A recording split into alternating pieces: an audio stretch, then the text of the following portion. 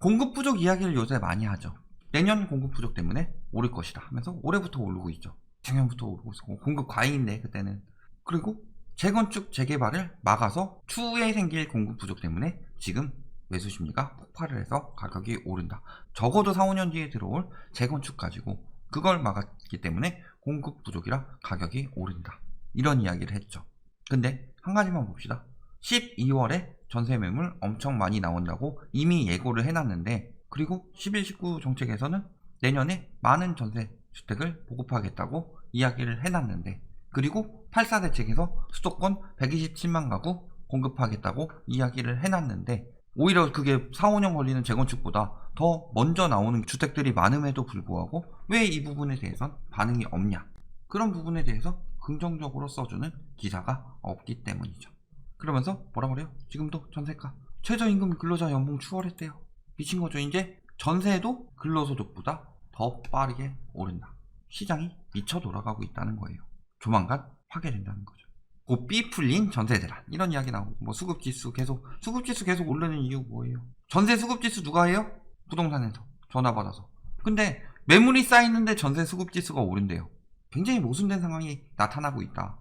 강북도 고가 월세 속출하고 월세 난으로, 전세나 월세 난으로.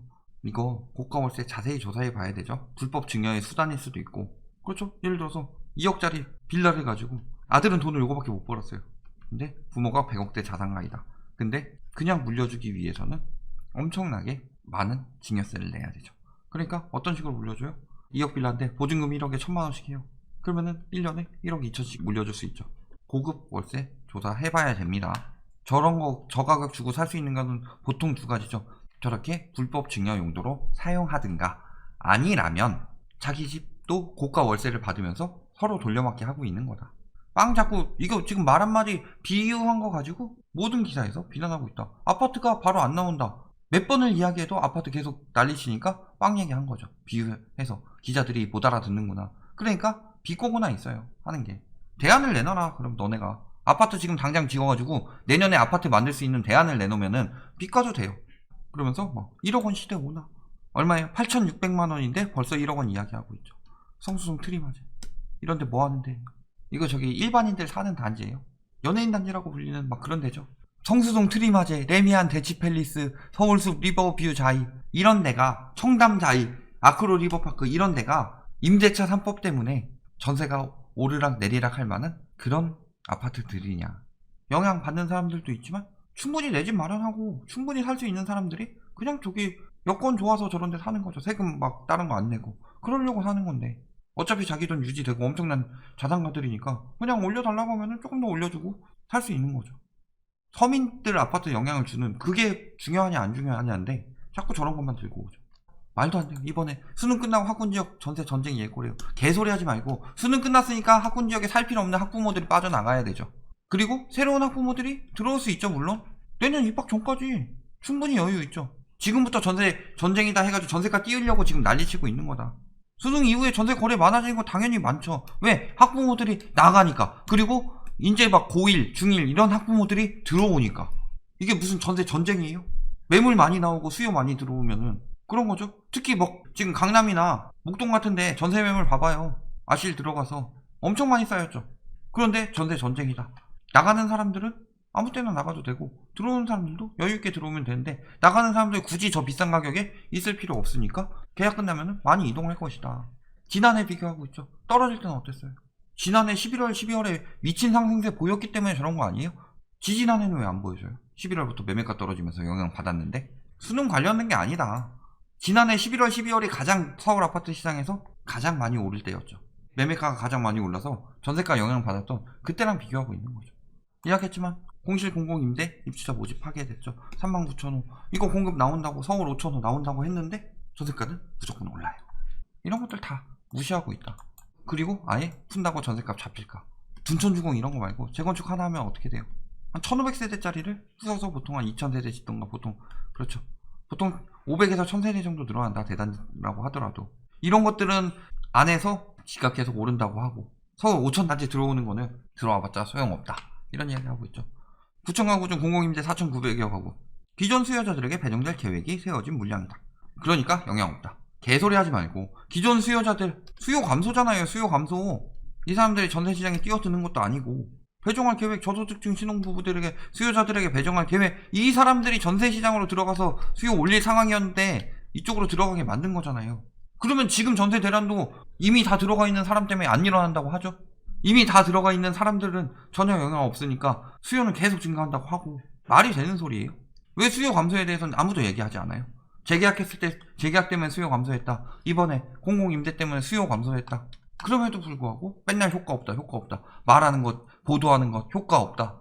호텔 전세 이야기했죠. 시설은 우아. 왜? 고시원 정도 가격으로 지금 보증금 1000만원이 월세 65인데 여기 면목동 3000에 45 30만원대인데도 있죠. 고시텔 정도 가격이죠. 안산에 고시텔 막 35만원씩 막 이렇게 하는데 서울 같은 데 훨씬 더 비싸죠. 텔 정도 되는데 살려면. 근데 그거보다 훨씬 더 좋은 주거 요건에서 저렴하게 살 수 있음에도 불구하고 전세난 해결은 글쎄. 전세난 해결하려고 지은 거는 8억 주고 비싼 돈 줘가지고 만든다는 거, 그게 하는 거고, 호텔 전세는 1인 가구 위에서 2, 3% 공급한다는 건데 요걸 가지고 전세난 해결을 계속 이야기하고 있어요. 그 8억짜리 얘기는 아예 배제하고 언론이 저러고 있다. 지금 보세요. 다 좋다. 지옥고 살던 청년들이 좋아하는 거예요. 원룸보다 주거 요건 비슷한데 싸죠. 거기다가 더 새 거에다가 가깝고, 여기에 가깝고. 옥탑 싸서 살았는데 월세 30만원대. 옥탑 살 돈으로 들어가서 살 수 있다는 거예요.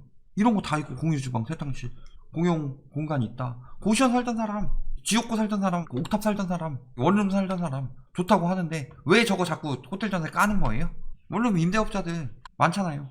원룸 수익률이 떨어지게 되면은 앞으로 건설사에서 새로 짓는 오피스텔, 원룸, 다세대, 뭐 도시형 생활주택 이런 것들의 투자 수요가 많이 줄어들 거죠. 월세 받는 투자 수요들. 4인 가구도 한숨만 나온다. 누가 여기 4인 가구 살라고 자꾸 누가 얘기했어요? 아파트 원하는데, 아파트 이 얘기하는 사람들 아파트 지금 내년에 당장 지을 수 있으면 얘기해라. 이 사람 부동산 학회장이면 뭐예요? 건설사들 스피커지.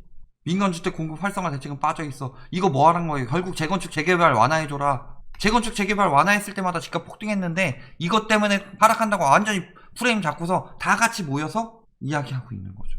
똘똘 뭉쳐서 업자들이, 건설사, 언론, 대행사 해가지고 하는 업자들, 거기다 부동산, 집을 투기의 수단으로 만들어서 뭐 경제적 자유니 뭐니 난리 쳐가지고 그거 가지고 다른 사람들 불로소득으로 등쳐먹게 만들어서 나라 망치고 이런 식으로 하는데도 자기네들은 그거 강의로 받아가겠다는 강사들, 수수료 때문에 구라치는 강사들, 이런 건설 마피아들 때문에 지금 문제가 생기는데 이 건설 마피아들이 완전히 똘똘 뭉쳤죠. 그리고 언론은 이들의 스피커만 내주니까 빌라 전세, 8억 아파트도 공공전세로 공급한다 이야기 나오잖아요. 매입 단가 매입해가지고 위치 괜찮은데 아파트도 사서 공급하겠다. 크지 않을 수는 있지만 최대한 노력하겠다. 단가를 높여가지고 아파트도 사려고 하겠다. 당장 아파트 공급 만들어 보겠다. 다주택자 매물을 받아서라도. 그럼에도 불구하고 무조건 안 된다. 물론 아파트는 저게 최선이 아니라 6, 7년 전에 인허가를 더 받아가지고 그때 더 지었으면 됐겠죠. 근데 그때 그런 짓거리 하려고 문제는 생긴 게 뭐예요? 인허가 엄청 받긴 했는데 열실도 엄청 내면서 쭈쭈쭈쭈쭉 이어져 왔다. 그러면서 재건축 아파트 가격은 폭등하고 공급 많이 늘어난다고 하지만 그만큼 열실을 하기 때문에 사실상 공급이 늘어나는 상황이 아니었음에도 불구하고 자꾸 그것만 이야기하고 있는 거죠. 그래야지 건설시장이 활성화되면서 그쪽에 돈이 도니까 결국에 죽어나는 건 누구예요? 실거주 서민들. 거품 터졌을 때 빚 다 떠안는 건 누구예요? 눈앞에 있는 영끌하는 30대 청년들이랑 나중에 우리의 후손들이 다 떠안게 되는 거죠. 그러니까 쓰레기들이라고 제가 맨날 욕을 하는 거예요. 전세 매물 줄어들고 있죠. 전세가 뚝뚝 떨어지고 있다는 과천보다 전세가 폭등하고 있다는 노도강 중에 도봉구가 더 많이 나오고 있어요. 그 다음에 뭐 양천구 학군 때문에 뜬다는 양천구, 강남은 조금 더 밑에 나오겠죠. 송파구, 강남 3구 이런 데들 나오고 있죠. 뭐 송파는 학군은 그건 아니지만 용인시 수지구, 경기도에서 학군 괜찮은 데죠. 분당구 전세 매물 엄청 나오고 있다. 그래서 얘기했더니 안정기 전망이래. 내년 봄 전세는 잡힌다. 하반기에 잡힌다고 칩시다. 그럼 뭐 하면 되는 거예요? 계약갱신 청구권 사용해서 한 번만 더 버티면 되는 거죠. 그러면은 다시 전세할 때 전세난이 아니기 때문에 괜찮다. 전세난 잡히게 되면은 그 가격에서 안정될 것 같아요. 이렇게 됐다가 튀었다가 이렇게 될 것 같아요. 매매가가 지금 이러다가 멈춰있는 상황이라 매매가가 이렇게 되는 순간 전세가 튀었다가 다시 떨어질 수밖에 없는 상황이에요. 매매가 따라서. 그리고 왜 떨어지는지에 대해서는 맨날 얘기하는 수요 공급 외에 DSR 규제라든가 그 유동성 규제, 그리고 전세자금 대출 금리도 상승하고 있죠. 특히 지금 전세 같은 경우 완전히 유동성 시장으로 뜨고 있는 것이기 때문에 시중금리 상승하면 떨어질 수밖에 없는 상황이다. 그렇게 이야기를 했음에도 맨날 공급 이야기만 하고 있다. 하반기에 떨어지면 안 돼요? 하반기에 떨어져도 돼요. 여기서도 앞으로 전세대란 계속된다고 못하니까 하반기에나 나타난다 라고 이야기하고 있잖아요. 여기서도. 그래도 오른다고는 하지만 전세난 뭐 이렇게 지금 이야기하고 있는데 자꾸 뭐 이런 식으로 해서 세임대차법 때문에 전세난이 생겼다. 세임대차법 때문에 전세난 생긴 거 아니죠. 감정원이든 KB든 들어가서 지표 보시면은 6월부터 상승했다는 것을 알 수 있습니다. 상승폭이 급격히 커졌다는 것을. 그래서 너무 올리니까 갱신율 굉장히 높아졌죠. 이 57.2%도 5% 상승하는 게 아니라 20%씩 높여서 전세가 달라고 했던 거 10명 중에 6명이 혜택을 받고, 이때는 법 시행 전에 이 57.2% 재계약했다고 해서 이 사람들의 혜택을 받았냐? 대부분 못 받았죠. 임대사업자 빼고는. 자, 그렇다면 10명 중에 6, 7명이 혜택을 받고 지금 3, 4명 정도가 난을 겪고 있다. 이 사람들이 더 비싸게 되었다. 그렇다면은 이거는 굉장히 대란이 일어나고 실패한 정책일까요? 과도기라는 거죠. 이제 이 사람들까지 안정시킬 수 있도록 만들면 되는데 이들이 일단은 안정이 됐더라. 근데 맨날 요 사람들 가지고 이야기하죠. 호텔 전세 2, 3% 가지고 이야기하고 재계약 안 되는 신규 계약 3, 40% 가지고 이야기하고 6, 7명이 되는 이 사람들에 대한 취재는 없냐. 이것 때문에 좋아졌다. 다른 데 다 뜨고 있는데 그래도 나는 부담 없이 재계약할 수 있었다. 원래 집주인이 1억 올려달라고 그랬는데 3천만 원만 올려줘도 되게 되었다. 진짜 다행이다. 쫓겨날 뻔했는데 살 수 있게 되었다. 이런 인터뷰 왜 하나도 안 하죠? 결론. 지금 언론의 행태는 뭐예요? 이거 동화 아시죠? 둘이 타면 당나귀 죽이겠네. 남자 태우면 여성에 대한 배려 모른다. 여자 태우면 잡혀 산다. 걸어가면 당나귀를 왜 안 타냐? 바보냐? 뭘 하든 깐다. 어느 장단에 맞춰야 될지 모르겠다. 언론에서 그렇게 계속 유도해서 요만큼 오르고 여기까지 올린 상황이지만 결국에는 화폐가치 하락 뭐 얘기해서 요만큼 오르는 상황이라면 이만큼 올랐다가 이렇게 떨어지게 될 상황이었는데 여기까지 올랐으면 그만큼 타격 더 크게 떨어지는 거다. 더 급격히 떨어지게 되는 거다. 이런 부분 기억해 두시고, 저때 잘못해서 깡통전세를 잘못 들어가는 사람들 보증보험 꼭 가입하셔서 지키셔야 되죠.